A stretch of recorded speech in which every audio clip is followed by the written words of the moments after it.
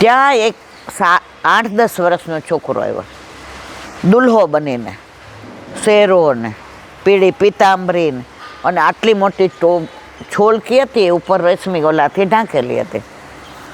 એ કે મૈયા वो ब्राह्मण देवता सारा दिन भागवत पढ़ते, उसका घर है क्या? એ કે હા, પણ અહીંયા છે ને, ગયા છે કે ગંગાજી સ્નાન કરવા. કે હા કાંઈ વાંધો. એ કે શું કાંઈ કામ હતું? તમારે કાંઈ પૈસા લેવાના? એ કે ના, પૈસા નથી લેવાના. એ કે શું કરવાનું? એ કે અમારે ત્યાં એ ગંગા સ્નાન કરવા આવે ને ત્યારે 2 કલાક કામ કરવા આવે છે, અને એવું કામ કરે છે ને કે 24 કલાકમાં કોઈ ન કરે.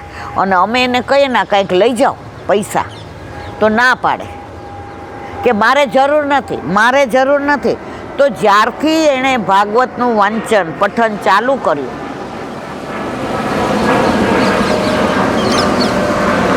ત્યારથી એણે 1 રૂપિયો નથી લીધો. એટલે આજે એ કે મારા બાપાએ કીધું કે જા આજ સુધીનો હિસાબ દઈ આવ. મૂંગા હતા કોણ? જે દુલ્હો બનીને આવ્યો હતો. તો આ કીધું કેવી રીતે? એટલે ઓલા એ પૂછ્યું કોનું કામ? એ કે ભાગવત વાંચે છે. કોનું? તો કે આનું, ઠાકોરજીનું. એ કે એનું કામ છે. કે એ કે તો એ નદીએ ગયા સ્નાન કરવા, આણે ઈશારાથી કીધું. એટલે કે મૈયા કાગળ ને પેન આપ, હું લખી દઉં. ઓલી કાગળ ને પેન આપ્યા, એટલે છોલકી મૂકી દીધી નીચે, ખબર ન પડી, અને કાંઈ લખ્યું નહીં ને કાગળ એના હાથમાં દઈને ઓને કાળા અક્ષર કુહાડે માર્યા હતા. એટલે એ કે આ મૂકી દો, એને દઈ દેજો હિસાબ. કે સારું. એ કે હિસાબ ક્યાં? એ કે એ લઈ આવું છું. ઓલી કે હા કોઈ દે નહીં, આ બધા મારી મસ્કરી કરે. એટલે એ ગયા. એટલે પછી ઓલી જે છોલકી હતી ને એને એમ થયું કે આ ભૂલી ગયા. તો અંદર લખેલું હતું, ઓલું કાગળ, ઓલું કપડું રેશમી ઉપાડ્યું ને તો અંદર લખેલું હતું આ બધું આ બ્રાહ્મણ માટે છે. અને અંદર હીરા ને મોતી ને માણેક ને સરો, ઓલા શું કહેવાય, અસરફી ને સોના ને ઓલી તો છક્ક થઈ ગઈ. પછી અંદર લખ્યું હતું કાગળમાં, અત્યાર સુધીનો હિસાબમાં આ 5% જ આપ્યું છે, બાકીનું હજી મારી પાસે છે. ભાગવતનું કેટલું કે આજે બાકીનું મારી પાસે. ઓલી તો રાજી થઈ ગઈ ને હા, એણે તો સરસ બધા કપડાં લઈ આવ્યા બધું. ને ઓલા સંતો જે ગયા હતા એ ગામમાં બપોરે બીજે પ્રસાદ લીધો હતો, સાંજે બોલાવીને કે તમે આવો આવો, તમારા પગલે જ આ બધું થયું છે. એટલે જ આપણે કહીએ છીએ કે હરિગુરુ વૈષ્ણવમાં વૈષ્ણવ છે એની અંદર બધાય સ્વરૂપ આવી જાય. અને સૌરાષ્ટ્રમાં તો આજની તારીખમાં પણ બીજા કોઈ મનોરથ થાય કે ના થાય, તમે પાટોત્સવ હોય કે કોઈના લગ્ન હોય કે કોઈનો જન્મદિવસ હોય, તો તમે 5 વૈષ્ણવને બોલાવો ને મુઠ્ઠી મગનો મનોરથ કરો તો હરિગુરુને વૈષ્ણવ પ્રસન્ન થયા વિના રે નહીં. અને ત્યારે બ્રાહ્મણ દેવતા આવ્યા તો જોયું તો આહા રોનક ફરી ગઈ.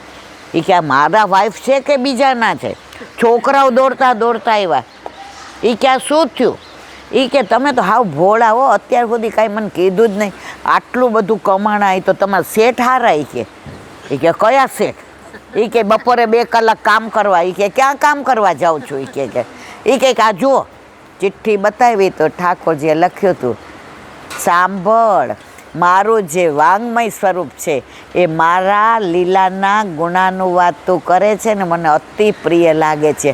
આ તો કાંઈ જ નથી, તારા પગલે પગલે ચાલુ અને તારા ચરણની રજ અડે એ મારા ઉપર ઉડે તો 14 બ્રહ્માંડ મારા પવિત્ર થઈ જાય. ત્યારે પેલા એ કીધું કે તું કેટલી નસીબદાર છો કે તે મને ધક્કો ન માર્યો હોત, તે મને કાઢી ન મૂક્યો હોત અને હું ઘરની બહાર ન બેઠો હોત તો પ્રભુ આવત નહીં. આજે આપણા ઉપર અતિશય કૃપા કરી. તો ભાગવત છે એ કોઈ પુસ્તક નથી, ભાગવત છે કોઈ ગ્રંથ નથી, ભાગવત છે કોઈ પુરાણ નથી. ભાગવત સાક્ષાત ઠાકોરજીનું વાંગમય સ્વરૂપ. વાંગમય એટલે નામાત્મક સ્વરૂપ. જેમ આપણા ઘરે આપણા માથે બિરાજતા આપણા ઠાકોરજી સાક્ષાત પૂર્ણ પુરુષોત્તમ છે, એમ આ પણ સાક્ષાત પૂર્ણ. એટલે વલ્લભે જ્યારે શરણે લીધા ત્યારે ઘણાઈને કહ્યું છે ભાગવતને ભોગ ધરીને લ્યો, તમારાથી બીજું નભશે નહીં.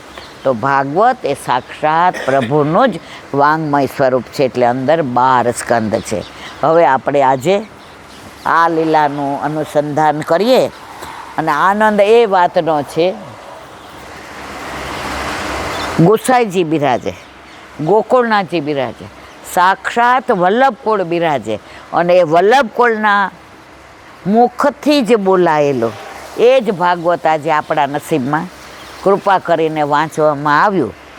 ત્યારે વલ્લભે કહ્યું હતું કે 6 જગ્યાએ વલ્લભ આજે પણ બિરાજે છે. બેઠકજીમાં, ગ્રંથમાં, ઠાકોરજીના મુખારવિંદમાં, પછી પાદુકામાં અને હસ્તાક્ષરમાં.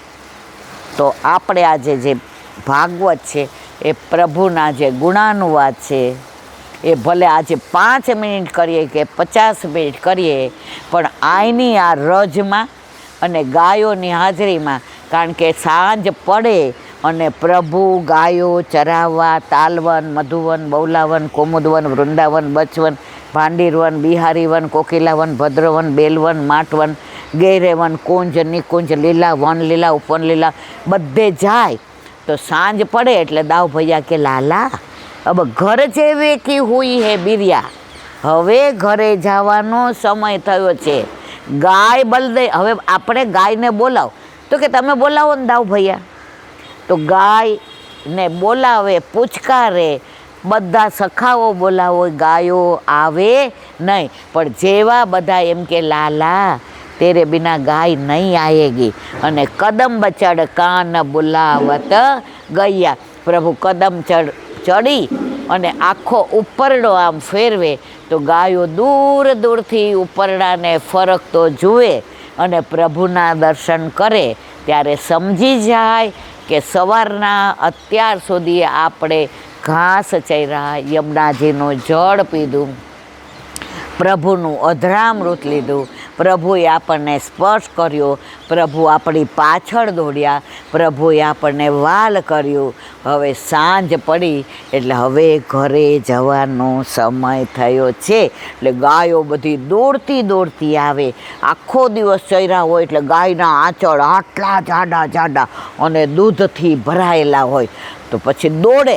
હવે દોડે એટલે રજ ઉડે, તો રજ ઉડે તો ઠાકોરજીને શ્રમ પડે. એટલે ગાયોના જે આંચળ થાન ભરાઈ ગયા હોય એમાંથી ને દૂધ સ્રવા માંડે. એટલે જે ધૂળ ઉડતી હોય, રજ ઉડતી હોય એ પેલું દૂધ પડે એટલે ધૂળ કે રજ એકદમ બેસી જાય અને એવી મીઠી સુગંધ આવે. એટલે પ્રભુ સમજી જાય કે હવે મારી ગાયો મારી આસપાસ આવી ગઈ છે અને પ્રભુ આગળ ચાલે. ગાયો જાય નહીં, પ્રભુ પાછળ આવે, પૂંછડું પકડે, વાલ કરે, પૂચકારે. ત્યારે ગાયો દોડતી દોડતી આગળ જાય, પ્રભુ હિયો હિયો કરે. અને એવી આ ગૌચારણની સાંજની સંધ્યા સમયની એમાં એક કીર્તન આવે છે, યાતે ભઈ અવેર મૈયા, યાતે ભઈ અવેર.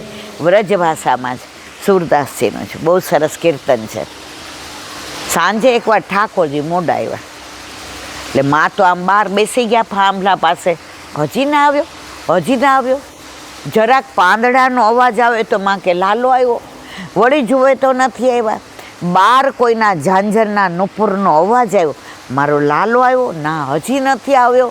અને મોડા મોડા ઠાકોરજી પધાર્યા ત્યારે માએ હાથમાં વાલ કરીને આલિંગન કરી અને પૂછકાર્યા, લાલા ઇતની દેર ક્યું ભઈ? યાતે ભઈ અવેર મૈયા, યાતે. માં એટલે મોડું થયું. હવે જો આ તો ચતુર શિરોમણી રાધાજીએ બરસાનામાં ઉપરથી ઈશારો કરીને ઠાકોરજીને બોલાવી લીધા હતા. હવે ગાયો બધી આવી ગઈ હતી અને એક ગાય એવી હતી કે પ્રભુને છોડીને ક્યારેય ધણમાં જાય નહીં. પ્રભુ આગળ ચાલે તો એ પાછળ ચાલે, પ્રભુ પાછળ ચાલે તો એ આગળ ચાલે. હવે બરસાનામાં રાધાજીએ સામનેજીએ ઈશારો કરીને બોલાવ્યા. ઠાકોરજી પછી ઊભા રહી ગયા અને રાધાજી બરસાનાના 2 પગથિયા ચણિયા ચોળીને ચૂંદડીને બાજુબંધને બેરખાને અણવટને પહોંચીને લરને તોરાને વેણીને અલકાવરીને કંઠે સરીને તમે જુઓ તો એવા સુંદર લાગે, એવા સુંદર લાગે. પ્રભુની દ્રષ્ટિ સ્થિર થઈ ગઈ ત્યાં અને પધાર્યા. ત્યારે સવારના તમે શું કર્યું વનમાં? મને યાદ કરી હતી.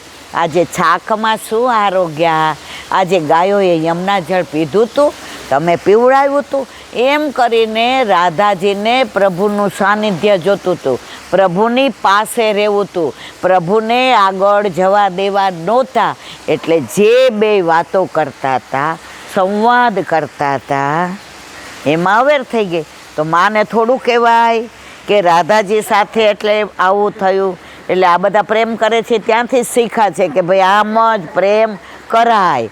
અને પછી ઠાકોરજીએ જોયું કે प्यारी जू संध्या समय तो को हो चलो मैया राह देखती होगी. અને ઉપરથી ને વૃષભાનજીએ બૂમ પાડી, બેટિયા ઓ બેટિયા બ્યારું કે બેરા હો ગઈ હે. અને રાધાજી દોડ્યા. તો આમાં મોડું થયું. ત્યારે ઠાકોરજીએ યશોદાજીને કહ્યું, માં તને ખબર છે આ શું થયું? હું આવતો હતો ને તો તને અમારી ગાયની ખબર છે ને, એ ગાય વિયાઈ. હવે વિયાયેલી ગાયના બછડાને આપણે જોવું પડે, ગાયને ખવાવવા દેવું પડે, જળ દેવું પડે. તો એમાં ને એમાં કલાક થઈ ગયો ને, એટલા માટે મોડું થયું. મામા હા મારા લાલા તને કાંઈ તકલીફ નથી થઈ ને? ઠાકોરજી કે આપણે બચી ગયા, રાધાજી મળ્યા હતા એ વાત કરી નહીં. તો પુષ્ટિ માર્ગમાં પણ પ્રગટ કરે રસ જાય. કાંઈ પણ સાનુભાવ થાય, કાંઈ પણ લીલાની અનુભૂતિ થાય તો ક્યારેય કોઈની પાસે એની રજૂઆત કરાય નહીં. બોલો વલ્લભા. હવે જે સત્સંગ સાંભળતા હોય એ 10મ સ્કંદ મેં થોડું રોજ 1-2 પાના વાંચીશ. આજે થોડુંક આપણે વાંચી અને પછી આગળ જ્યારે પાછા ઠાકોરજી બોલાવશે ત્યારે પાછા અહીંયા આવીશું. ભાગવત ભગવાન કી જય. પૂજ્ય જીજીના યુગલ ચરણારવિંદમાં દંડવત પ્રણામ. કંસની વ્યગ્રતા, પ્રભુના અવતરણની તૈયારી. માયા પૂછે છે, 2 માયા, યોગ માયા અને સંસારી માયા. યોગ માયા એટલે પ્રભુના બધા કાર્યો કરે, અને સંસારી માયા આપણને બધાય સમજાવે કે આ દ્રવ્ય, આ પૈસો, આ પ્રતિષ્ઠા, આ યશ, આ તારું, આ બધું મારું, આ વાડી, વજીફા, ગાડી, બંગલા, આ બધુંય ભેગું નહીં આવે તો હું ને તમે છોડી શકીએ જ? સમજીએ તો આ માયા છે ને એને જીતવી અઘરી. ઓલી યોગ માયા તો પ્રભુ જેમ કેમ કરે, અને આ માયા કેવી? એ જેમ કેમ આપણે કરીએ. એકવાર અર્જુનને પૂછ્યું, પ્રભુ તમારી માયાનું કાંઈ કયો ને? એ કે રહેવા દે ને. એ કે ના ના કયો. એ કે 2 માયા છે, એમાં તારે કઈ જોઈ છે? એક યોગ માયા અને એક સંસાર. એ કે 2માં ફેરશો. એ કે સંસારી માયા તને નચાવે, આપણને બધા નચાવે છે ને. હમણાં 7:15 થશે એટલે બધા જો હમણાં શું કહે. એનું કારણ છે સંસારમાં રહીને શ્યામને ભજાય, સંસાર છોડીને ના ભજાય. અને બીજી માયા તો કે યોગ માયા. સંસારી માયા તને નચાવે અને યોગ માયા મને નચાવે. આપણા ઘરે આપણા માથે બિરાજતા આપણા ઠાકોરજીને આપણે જગાડીએ ત્યારે જાગે, આપણે પોઢાડીએ ત્યારે પોઢે, આપણે આરોગાવીએ એટલું આરોગે. હવે આ છોકરાઓ ફરવા ગયા હોય તો આપણે શું બધુંય કરીએ? તો ઠાકોરજી નહીં કહેતા હોય? ગોપીઓ કહે કાં તારી માએ ઘોડી મૂકો ને ભેળીને દહીં ખવડાવીને, તોય ઠાકોરજી આપણા માટે શું કે? ગોપી મારી માને કાંઈ ન કહેતી. મારી માં મને રોજે એટલું બધું અરોગ આવે એટલે મેં કીધું કે માં હવે અઠવાડિયું 10 દી આ લોકો છે નહીં ને તો આપણે માં દીકરો ભેળીને એવું ખાઈએ ને તો તારી તબિયત સારી રહે ને મારી સારી રહે. આપણા ઠાકોરજી ક્યારેય આપણું બાર દોષ જોતા નથી. ઘણાને આપણે કહીએ ને ઠાકોરજી પુષ્કળ બહુ દોષ પડે, ઈલાબેન અપરાધ પડે, એ તમારી વાતમાં અમે આવીએ જ નહીં. કાંઈ વાંધો નહીં, ન આવો તો, અને આવી જાય એકવાર મારી વાતમાં. આ તમે બધા આવી જ ગયા છો. કાલે એક બેન ક્યાંથી આવ્યા તો નામ ન દેવાય નહીં ગામનું, એણે જે સંઘર્ષ કર્યો જિંદગીમાં એ કહેવાય ને. આ જે છાપાના ફેરિયા હોય ને એ લોકોને બારગામથી ને સ્કૂટર ઉપર થપ્પા લઈ આવે શહેરમાંથી અને ભેગા કરી અને બધા ફેરિયાને આપે. 2 વાગે નીકળે ને 4 વાગે આવે. એવી રીતે એણે જિંદગી એની કરી. તો કાલે મારા ઘરે મળવા આવ્યા હતા, પણ એણે એક વસ્તુ બહુ સરસ કીધી. એ કહે કે મને બધાય રસ પ્રભુએ ચખાડી દીધા એટલે હવે કોઈ રસ પાછળ હું દોડું નહીં. હવે એકલા કૃષ્ણ રસમાં એવી રહું છું ઈલાબેન કે હવે મને હમણાં એ કહે કે મારા ઠાકોરજીનો પહેલો પાટોત્સવ હતો તો તમે કહેતા હતા કે આપણા ઠાકોરજીને આપણા વ્રજમાં હોઈએ ને તો ગિરિરાજી ગયા, હું ને મારો દીકરો એની તળેટીમાં જોયું કે બપોર છે તો કોઈ નથી, તો એક ઝાડને નીચે 2 વ્રજવાસી બહેનો હતા અને એવા સરસ ગાતા હતા, મને સમજણ નહોતું પડતું. પણ એ કે મેં પૂછ્યું કે શું ગાવ છો? એ કે તું જે કાનુડાને લઈ ગઈ છો ને એનું વિરહનું ગાય જ. ગુજરાતવાળા લઈ ગયા નહીં, પાછું આવવા જ નથી દીધો. મને ગાળો દીધી આટલી કે, પણ મને સમજાણી નહીં કારણ કે વ્રજવાસ. તો મારા ઠાકોરજીનો ત્યાં પાટોત્સવ કર્યો અને ત્યાં બધું સામગ્રીને ધર્યું, નંદ ઘેર આનંદ કર્યો. ત્યારે વ્રજવાસીએ કહ્યું કે આજે અમને એવું લાગ્યું કે અમારો લાલો પાછો આવી ગયો છે, અને પછી એ લોકોએ ત્યાં પ્રસાદ લીધો. તો જો ઠાકોરજી આપણા છે ને, આ ક્યાંય પુસ્તકમાં ન લખ્યું હોય કે આમ નંદ ઉત્સવ થાય, પણ એણે તળેટીમાં કર્યો, કોઈ નહોતું. ક્યાં પેલા 56 ભોગ ને એ બધું છે ને આપણે સુરભી કુંડ ને એની વચ્ચેની જગ્યામાં મને વિડીયો બતાવ્યો. મને કહે આ હું કોઈ નથી દેતી, મેં સેવ કરીને રાખ્યો છે. પણ આજે કે પુષ્ટ કરાવ્યા ને ત્યારે મને એવું થતું હતું કે આ ઈલાબેન કહે છે સાચે આવું હશે. તમારા તરફ હું બહુ ડાઉટ કરતી હતી, પણ જ્યારે પ્રભુ પધાર્યા ત્યારે ખબર પડી કે પ્રભુની લીલા તો એ જે જતાવે ને એ જ જાણે. હું ને તમે તો બહાર ઊભા જોઈએ. તો હવે શું કહે છે? માયા પૂછે છે. કોને? ઠાકોરજીને. કઈ માયા? યોગમાં. મહારાજ હું ક્યાં જાઉં? તો ઠાકોરજી કહે છે હે દેવી તું વ્રજમાં જા. યોગ માયા કહે છે પ્રભુ વ્રજ તો ઘણા છે. વ્રજ એટલે ગામડું. હિન્દુસ્તાનમાં નાના ગામડા તો મને અનેક છે, તેમાંથી મારે કયા ગામડામાં જવાનું છે? ભગવાને આજ્ઞા કરી જ્યાં મારા અંતરંગ ગોપો અને ગોપીઓએ અવતાર ધારણ કરીને પધાર્યા છે એ વ્રજમાં તું જા. યોગ માયા પૂછે છે ત્યાં જઈને મારે શું કરવાનું? ભગવાન આજ્ઞા કરે છે તારે બહુ મોટું કામ કરવાનું છે. શંકર્ષણ જે મારા ભાઈ બનીને પધારવા. શંકર્ષણ કોણ?